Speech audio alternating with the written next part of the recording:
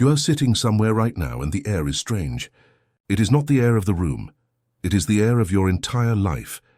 It feels heavier than it should. It feels as if you are inside a scene that should be familiar, but has lost the right sound, the right temperature, the sensation of belonging. The people around you speak. You hear the words, but the words arrive as if they come from afar, as if there were a glass between you and everything that was once close. Conversations that once reached you now seem to have lost their address. Environments that once gave you a sense of place now leave you with the strange sensation of being a visitor in what should be your home. And the question you are carrying, which perhaps you haven't even been able to formulate clearly, is this: what is happening to me? Because it is not depression in the conventional clinical sense. It is not simply tiredness. It is not a lack of gratitude. It is something more specific. It is the sensation that the structure you knew as your life is cracking from the inside, that the ground you stepped on with confidence is moving, that the version of you that existed a year ago, 2 years ago, 5 years ago, is being left behind in a way that you did not consciously choose and cannot reverse even if you wanted to. I need to tell you something before anything else. What you are feeling is not a collapse, it is a demolition. And there is a radical difference between these two words that will completely change the way you interpret every difficult day that is yet to come. Collapse is when a structure gives way because it could not withstand the weight. Demolition is when a structure is torn down on purpose by competent hands because the next project requires a cleared ground. You are not collapsing. You are being demolished. And I am going to prove this to you today with the scriptures, with science, and with the clearest logic that has ever been presented regarding the most confusing period in the life of a chosen one. Stay with me until the end, because what you understand here will transform the way you traverse what remains.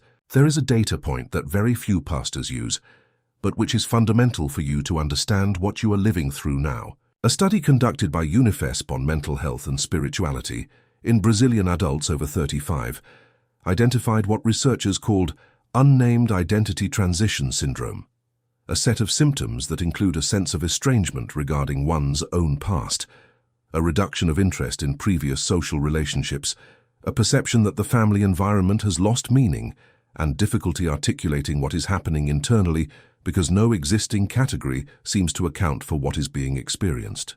The most important data from the research was not the existence of this set of symptoms.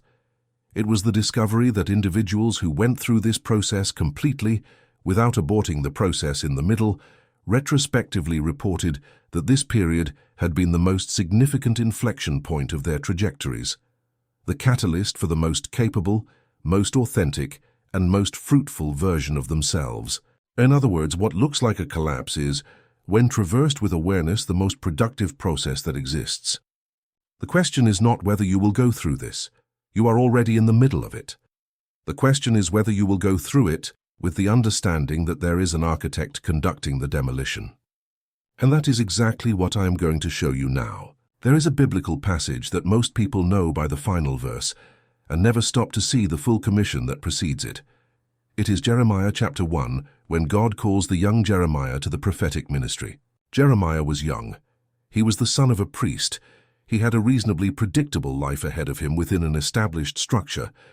And then God appears with one of the most disconcerting commissions in the entire Bible. God did not say to Jeremiah, "I send you to build." He did not say, "You will be a revival preacher, the crowds will come, the kingdom will grow." God said, "See, I have this day set thee over the nations and over the kingdoms to root out and to pull down, and to destroy, and to throw down, to build and to plant." To root out, to pull down, to destroy, to throw down, and only then to build and to plant. Jeremiah's commission began with demolition, 4 verbs of destruction before 2 verbs of construction, and this proportion is not accidental. It is revealing. In Hebrew, the verb used for pull down in this passage is nathats, N-A-T-H-A-T-S. Nathats is a word of physical force. It describes the act of tearing down with intentional violence, of dismantling in such a way that the fragments cannot simply be put back in place. When you use nathats on a structure, you are not just removing bricks, you are ensuring that returning to the previous form is impossible. This is the point that will free you from the confusion of what you are living now. God is not just removing things from your life, so that you can reorganize them in a more convenient way. He is using Nathats. He is tearing down in a way that prevents you from running back to the version of yourself that has already fulfilled its role, because you would try. Because the known, even when it is smaller than the calling, gives a sense of security that the unknown, even when it is divine, will never be able to compete with on an emotional level. The Nathats of God is a violent mercy, but there is a second word in Jeremiah that completes what the Nathats begins. The word is Yatsar, Y-A-T-S-A-R. Yatsar appears in Jeremiah 18, when God tells the prophet to go down to the potter's house. Jeremiah finds the potter working at the wheel, and the vessel that the potter is modeling becomes marred, and the text says that the potter made it again another vessel, as seemed good to the potter to make it. Yatsar is the potter's verb. It is the word also used in Genesis 2, when God forms man from the dust of the ground. Yatsar is not creating from nothing. Yatsar is modeling, pressing, giving shape with the hands to something that already exists, but does not yet have the shape that the purpose requires. And what does the potter do when the vessel is marred? He does not throw the clay away. It returns to the amorphous state. He starts again with the same material. What looks like destruction is, in the potter's hand, the beginning of the Yatsar. You are not being discarded. You are returning to the amorphous state where the potter's hands have the freedom to press again. And I know that it hurts, because the amorphous state has no shape that the world recognizes. It has no contour that you can show someone as evidence of progress. There is nothing that functions as proof that the process is moving. It is just clay on the wheel. It is just demolition on the ground. It is just the silence before the blueprint of the next project is revealed. Subscribe to the channel now. Activate the bell.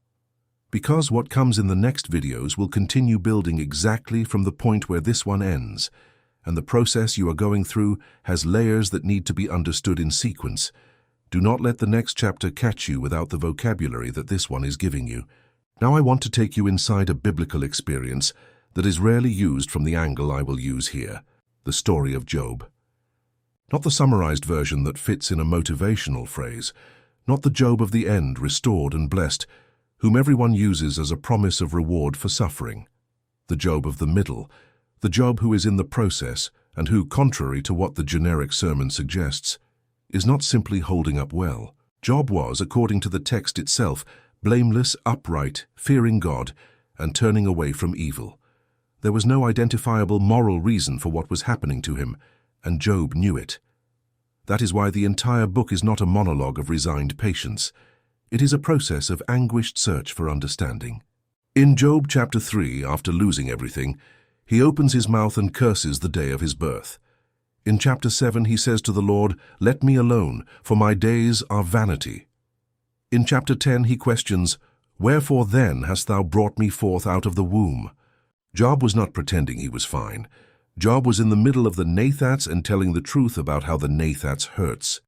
And what did God do with that? In chapter 38, God answers Job, not with explanations, not with the revelation of what happened in the celestial chambers in chapter 1, not with a list of the reasons for the suffering, but with questions that revealed a greatness that went far beyond Job's understanding. Where wast thou when I laid the foundations of the earth? Who shut up the sea with doors? Hast thou entered into the springs of the sea? And at the end of this sequence, Job says something that is one of the most important moments in the entire Bible. I have heard of thee by the hearing of the ear, but now mine eye seeth thee. Before I knew you by hearing, now my eyes see you. The encounter that changed Job forever, the encounter with the greatness and the presence of God in a dimension that was not previously accessible to him, did not happen before the Nathats. It happened inside the Nathats. It happened at the lowest point, when all the structures had been torn down and there was nothing left between Job and the reality of God that he had not yet experienced up close. The human eye does not see very well when it is surrounded by things. When the environment is full, attention is distributed. When everything that existed around was removed, you finally see what was there all along, but had never been the focus of your vision. You are in the Job of the middle, and what is being revealed to you in the void would not be possible to see in the full. Like this video now. It is not a formality. It is a signal that helps this content reach someone who is exactly where you are, who might be looking at the ceiling right now without understanding the name of what they are going through, like it, and be the instrument of this word reaching where it needs to go. Now I need to present to you a Hebrew word that will completely reformulate the way you understand the silence and the desert that are around you now. The word is midbar, M-I-D-B-A-R. In most translations, midbar appears simply as desert or wilderness, the empty place, the place without water, the place of absence. But when you go to the linguistic root of the Hebrew, you discover that midbar is not just the place of nothingness. Midbar is built from the root dabar, and dabar in Hebrew is the word for speaking, for word, for speech. Dabar is so fundamental in Hebrew theology that the Gospel of John itself, by saying that in the beginning was the Word, is evoking this linguistic tradition. Midbar, the desert, is literally the place of the dabar, the place of the Word, the place where God speaks. It is no coincidence that almost all the most transformative encounters in the Bible happen in the midbar. Moses finds the burning bush in the desert. Elijah receives the still, small voice in the desert. John the Baptist receives the calling in the desert. Jesus is led by the Spirit into the desert before beginning his ministry. The desert is not the place where God abandons. It is the place where God speaks. And the reason is simple. In the desert, there is no competition of voices. There is no noise from the familiar environment that distracts. There are no social obligations of normal life that consume attention. There is only the silence necessary for the dabar to arrive clean. The void you are feeling is not the absence of God. It is the midbar he created, so that you could hear what was not possible to hear when the calendar was full and the environment was noisy. The sensation of no longer belonging to what you belonged to before, it is the midbar. The difficulty of being interested in what previously interested you, it is the midbar. The estrangement regarding conversations that once reached you, it is the midbar. And in the midbar, the question is not when this will end. The question that the midbar is asking you is, what are you hearing now that you could not hear before? Researchers at USP who study processes of grief and existential transition developed what they call the liminal space model. Based on the anthropology of Victor Turner, the model describes the period between leaving an identity structure and entering a new one as a zone of necessary dissolution. The term liminal comes from the Latin limen, which means threshold, doorsill, boundary. The liminal space is the space of no longer here nor yet there. What the USP research documented is that this liminal state, despite being perceived as negative by the individual going through it, is the period of greatest identity plasticity and greatest capacity for incorporating new patterns. It is the period where the rigidity of the old structures is absent, and the new can install itself with a depth that would be impossible while the old structures were intact. In practical terms, you are more formable now than at any other period of your adult life. The pain of the liminal state is not a sign that something went wrong. It is the evidence that the yatsar is happening, that the potter's hands are working on the clay that has returned to the amorphous state. But now I need to show you a story that will make all of this concrete in a way that no metaphor can achieve alone. Saul of Tarsus, not the Paul of the epistles, the Saul before the road to Damascus, the Saul who persecuted Christians with total conviction, who zealously kept the law with an ardor that the text itself describes as blameless from the perspective of his old value structure. A man who was not in crisis, who was not looking for anything, who was absolutely certain of what he was doing and why. And then on the road to Damascus, a light and a fall and a voice that asks, "Saul, Saul, why persecutest thou me?"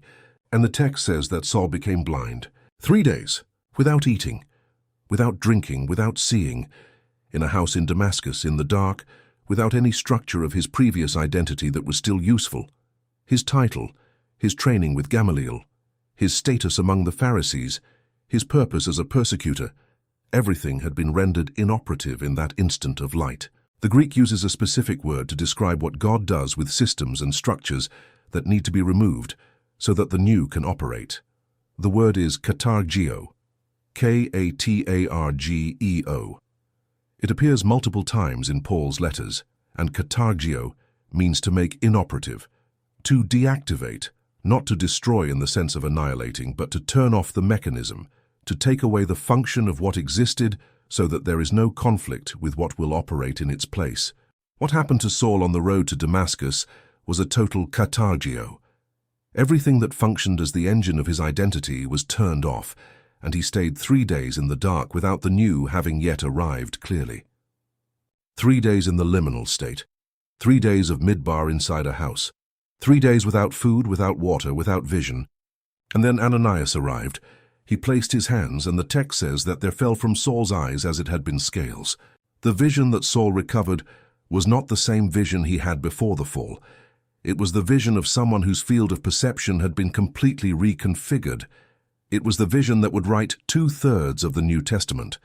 That would plant churches on 4 continents. That would articulate the theology of grace with a precision that 20 centuries have not been able to exhaust. But not a single word of the New Testament would be possible without the 3 days of katargio in the dark. What is being turned off in you now is not the end of who you are. It is the deactivation of the operating system that cannot support what is coming. And when the new system is installed, you will look back at these days and understand why the process needed to be complete. Go to the comments now and write the word forged. Just that, F-O-R-G-E-D. Because forged is what happens when metal is subjected to heat, and the hammer and the process that looks like destruction, but is, in truth, creating a resistance that common casting could never produce. Forged is different from cast. Cast is just melted and placed in a mold. Forged is worked under pressure until the molecular structure of the metal reorganizes into something stronger than it was before the process. Write it now. Forged. Now I need to tell you about the most fascinating biological mechanism that exists in nature and why it is the best image of what is happening to you. The caterpillar inside the cocoon is not simply growing. It is not going through a gradual transformation where the parts of the caterpillar are reorganizing in an orderly and progressive way toward the butterfly. What happens inside the cocoon is radically more disturbing than that.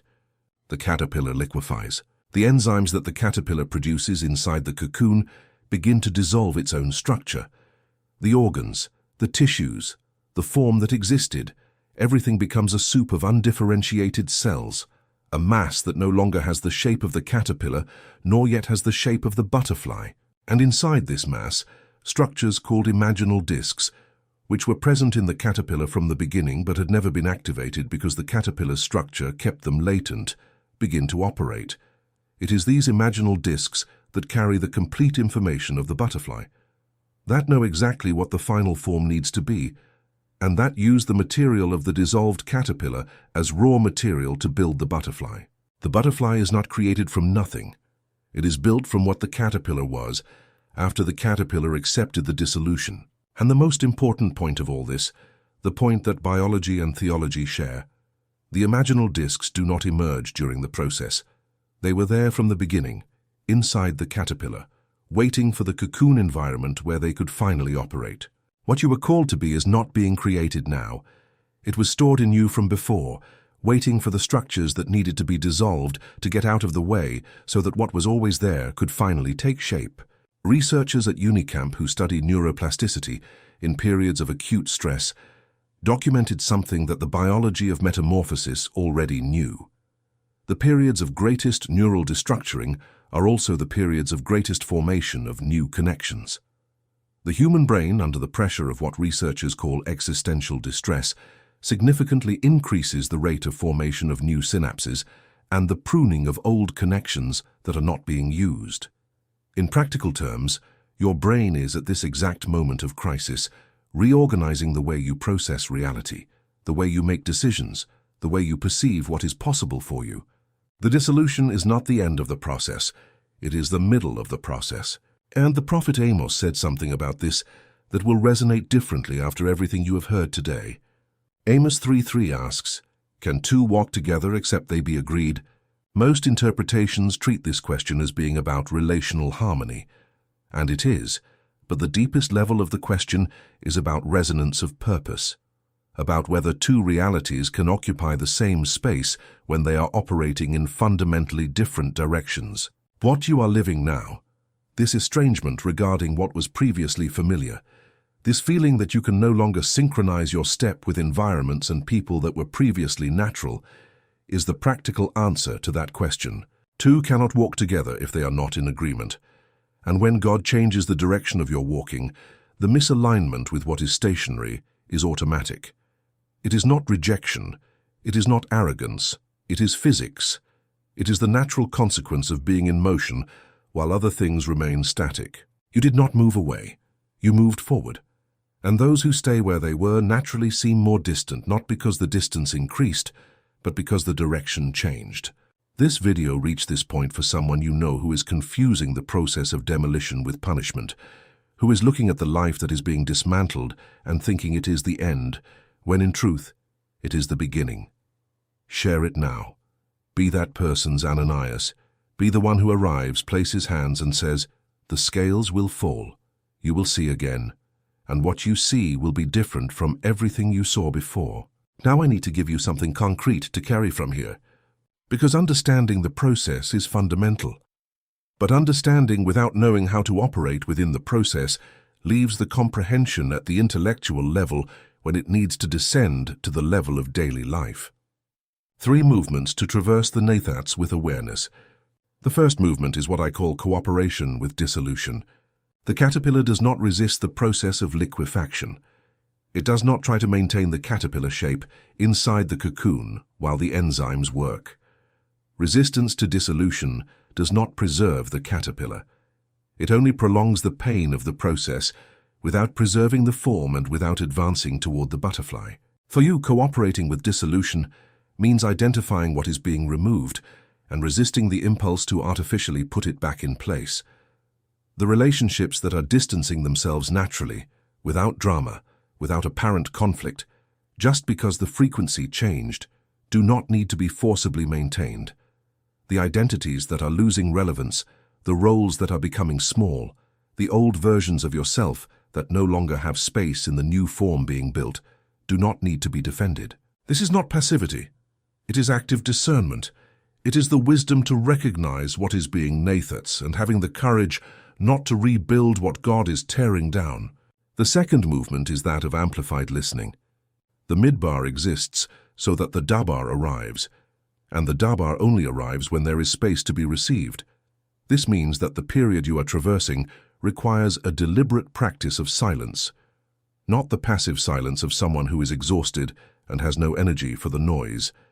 The active silence of someone who knows there is a voice trying to communicate and who chooses, consciously, to reduce the competitive noise. Research by FGV on mindfulness practices and mental health in Brazilian executives in career transition showed that individuals who practiced daily periods of structured silence during identity crisis processes presented a rate of clarity about next steps 3 times higher than those who did not practice within a 90-day period. 90 days of deliberate silence produce what years of anxious agitation cannot: the capacity to hear what the midbar is trying to communicate.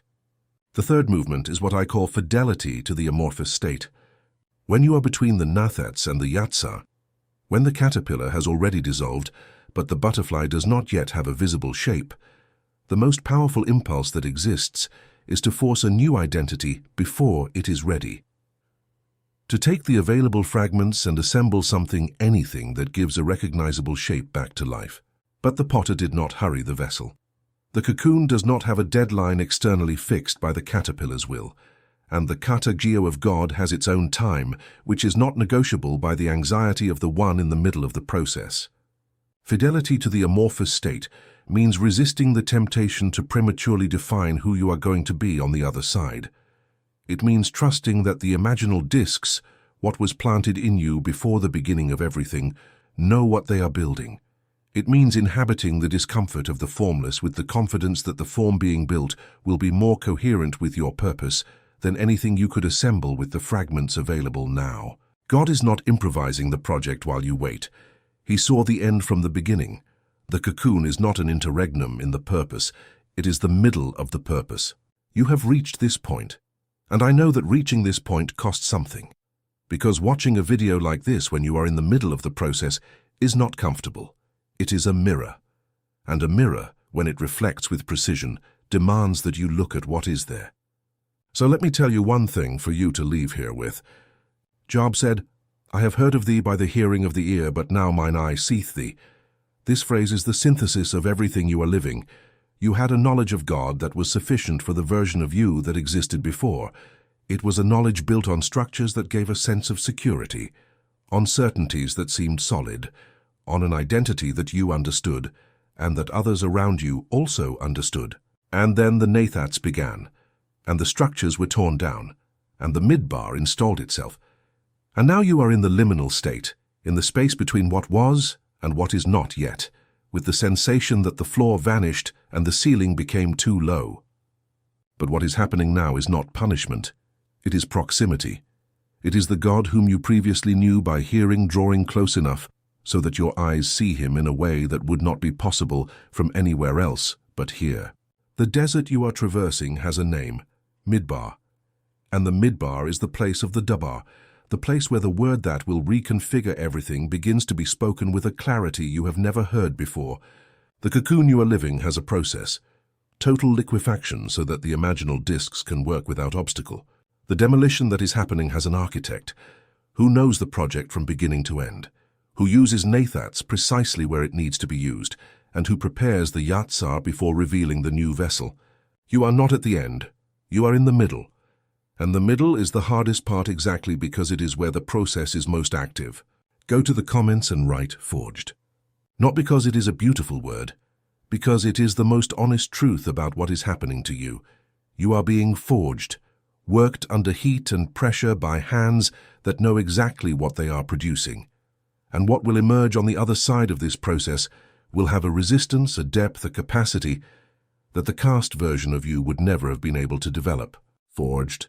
And the next video will bring what this one demands as a continuation, how you begin to perceive the first signs that the butterfly is taking shape, how you identify the Dabar of the Midbar that is arriving, how the new identity begins to reveal itself before being completely visible to the world around, how you know that the Nathats is coming to an end and the Yatsar is beginning.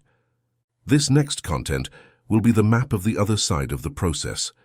Activate the bell now, because you will not want to be in the middle of a demolition when the next chapter arrives, and that chapter is arriving.